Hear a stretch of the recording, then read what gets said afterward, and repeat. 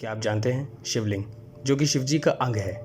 कहते हैं कि एक बार भोलेनाथ इतने धुत हो गए थे कि उन्हें अपनी सुध ही नहीं रही और नग्न अवस्था में इधर उधर घूमने लगे थे, जिसे देखकर इसलिए अब मेरा श्राप आपको शिष्टाचार और अतिथि सत्कार की मर्यादा का भान करवाएगा।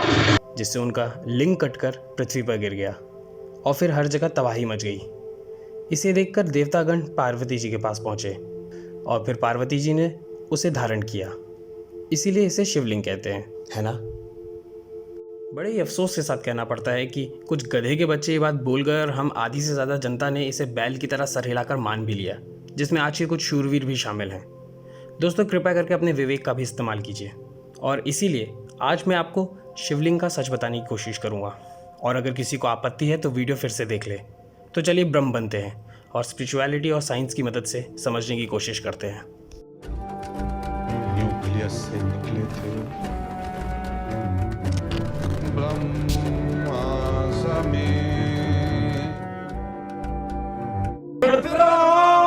शिव मीन्स कल्याण, सभी का। लिंग मीन्स प्रतीक, सिंबल या चिन्ह। सो शिवलिंग मीन्स कल्याण, सभी का। Shivling is an idols of Lord Shiva. Ling और lingam is additionally found in Sanskrit text with the meaning of evidence और प्रूफ ऑफ गॉड। ये काफ़ी निराशाजनक है कि 10th century and then 16 to 17 century में जो लोग भारत आए उन्होंने शिवलिंग का गलत मतलब दिया। लेकिन उससे ज़्यादा बेकार बात तो ये है कि यहाँ के कुछ भटूरों ने उस बात को मान भी लिया और ऐसे कई बुद्धिजीवों का ये विचार अब भी है। तो उनके लिए guys let me help you with the लिंग। जैसे स्त्रीलिंग का मतलब ये तो नहीं स्त्री का लिंग, पुल्लिंग का मतलब ये तो नहीं पुरुष का लिंग। हाँ पता है, पुल्लिंग का मतलब खींचना होता है ज्ञानियों। वैसे ही ये कैसे सिद्ध हो गया कि शिवलिंग का मतलब शिवजी का लिंग, मतलब कुछ भी। हाँ, शिवलिंग कंसिस्ट 3 पार्ट। सबसे नीचे 4 साइडेड पार्ट को ब्रह्मा कहते हैं, जो अंडरग्राउंड रहता है, जिसे ब्रह्मलिंगम भी कहते हैं। Then the middle part shape of octagon जिसमें 8 साइड होती हैं, उसे विष्णु कहते हैं। फिर the top part in round shape called as Shiva और रुद्रलिंगम। कारीगरी तो ये है कि the top part which is actually worshipped is round and the height of the round part is 1/3 of his circumference. ये पेडेस्टल जो आप देख रहे हैं इज द सिंबल ऑफ शक्ति और energy. It is the dynamic action of the creation, जिसे top पर से आ रहे पानी को निकालने के लिए भी बनाया गया। शिवलिंग पूरे ब्रह्मांड का नक्शा बनाता है। वो ब्रह्मांड एक अंडे को रिप्रेजेंट करता है, वही एक एलिप्सॉइड को यानी अंडाकार को, जो कि ना ही किसी शुरुआत और ना ही किसी अंत का चिन्ह है। आपने हमेशा शिवलिंग को सामने से देखा है। एक बार तशरीफ उठाकर उसे ऊपर से देखेंगे तो आप खुद को पाएंगे कि Shivling from the top angle view shows the universe in it. This is the information which ancient sages wanted to give to the people of that time. और आज वालों को देखो कुछ और ही बना के घूम रहे हैं। According to Swami Vivekananda, Shivling represent eternal Brahman. According to the science, Shivling represent an atom. How? चलिए फिर रिसर्च शुरू करते हैं। तो करना, परेशान हो गए हम लोग 2.5 साल से, ये भी परेशान हो गए, हम भी परेशान हो गए, करो फिर। महाभारत के राइटर सेज व्यास का कहना था कि छोटी से छोटी चीज भी शिव है और बड़े से बड़ा भी शिव। जैसे छोटी से छोटी चीज एटम, जिसमें होते हैं न्यूट्रॉन, इलेक्ट्रॉन और प्रोटॉन, और बड़े से बड़ा ये ब्रह्मांड, जिसे अभी कुछ देर पहले ही हमने देखा। Molecules are made up of atom that consist electron, proton, neutron. क्योंकि उस वक्त इंग्लिश के ये वर्ड नहीं थे, इसलिए शिवलिंग के माध्यम से सबको समझाने की कोशिश की गई। शिवलिंग में आप एटॉमिक स्ट्रक्चर भी देख सकते हैं। एटॉमिक स्ट्रक्चर में आप जानते हैं कि एटम के अंदर न्यूक्लियस होता है, जिसमें प्रोटॉन और न्यूट्रॉन होते हैं surrounded by electron that spin rapidly. वैसे ही ऋषियों ने बताया, ब्रह्मा जो इलेक्ट्रॉन है with negative electric charge, Vishnu जो प्रोटॉन है with positive electric charge, Shiv जो न्यूट्रॉन है विद नो इलेक्ट्रिक चार्ज। फिर सिलेबस बढ़ता है शक्ति के साथ, जो कि एक्चुअली में फर्स्ट चैप्टर है, जिन्हें आप एनर्जी भी कहते हैं। शक्ति को अंडाकार शेप में एक डिस्क द्वारा दर्शाया गया है।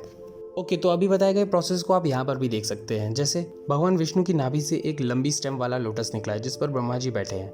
लोटस की स्टेम फ्लेक्सिबल होती है, जिससे ब्रह्मा जी एक जगह ना रहें, घूम भी सकें, जिसे वो विष्णु जी के चक्कर लगाते हैं। और पास में ही आप शिवलिंग भी देख सकते हैं। लोटस स्टेम आपका शक्ति यानी एनर्जी का प्रतीक है, जो कि ये बताता है कि इलेक्ट्रॉन प्रोटॉन की तरफ अट्रैक्टिव है because of opposite charge. Nucleus के अंदर होते हैं न्यूट्रॉन और प्रोटॉन। जब तक इलेक्ट्रॉन और प्रोटॉन के पास इक्वल चार्ज है तब तक एटम स्टेबल है, जिसमें न्यूट्रॉन का अभी तक कोई काम नहीं है सिवाय मास बढ़ाने के। वैसे ही ब्रह्मा और विष्णु है अपना अपना काम बांटे, लेकिन शिव अपना एकांत में है, थोड़े धुएं के साथ शांत बैठे हुए। लेकिन जब न्यूट्रॉन को डिस्टर्ब किया जाता है, वो पूरे एटम को अनस्टेबल कर देता है। ठीक जैसे किसी एटम बम में ये सब होता है, जिसमें ऐसे बहुत से एटम होते हैं जो सारे के सारे एक साथ अनस्टेबल हो जाते हैं। वैसे ही जब भी शिव को डिस्टर्ब किया जाता है, हर जगह तबाही मच जाती है।